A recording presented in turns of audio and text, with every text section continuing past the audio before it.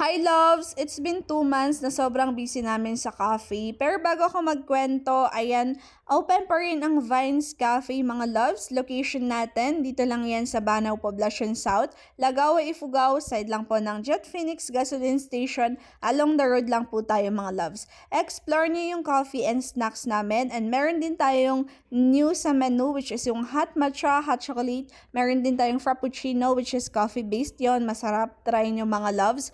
And siomai, ayan. So, dahan-dahanan natin mag-add ng mga products sa ating coffee. Ayan.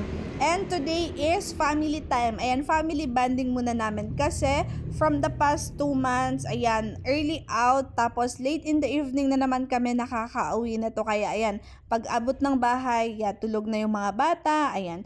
Pero anyway, thank you so much kay Ate Mirna sa pag-aalaga kay Hendrix and Harleen. Thank you so much. And ayan, nandito kami ngayon sa kay Ang. Ayan, wala kaming maisip na mga playroom dito sa Lagawe or mga palaruan ng mga bata tulad sa Solano. But anyway, buti naisip ni Love na dito kami mag-lunch sa kay Ang and meron pala silang dito na mini children na ayan, pwedeng laruin dyan. Yung slide na yan and yung broom ni Hendrix Char. And yan yung order namin. Yung sa akin is spicy pork steak ba yan?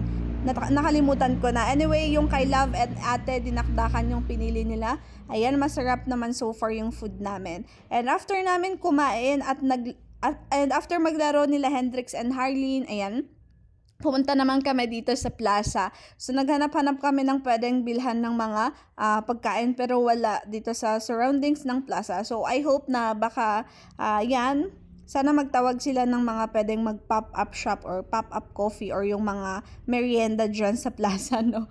Para hindi na malayo yung pagbilhan ng mga foods, diba? Yung mga pika-pika. Anyway, ayan si Hendrix and Harley naglalaro na. After nilang maglaro, umuwi na din sila and bumalik naman kami sa cafe. And ayan, yun lang yung masashare ko today. Work hard, be kind, and amazing things will happen, loves!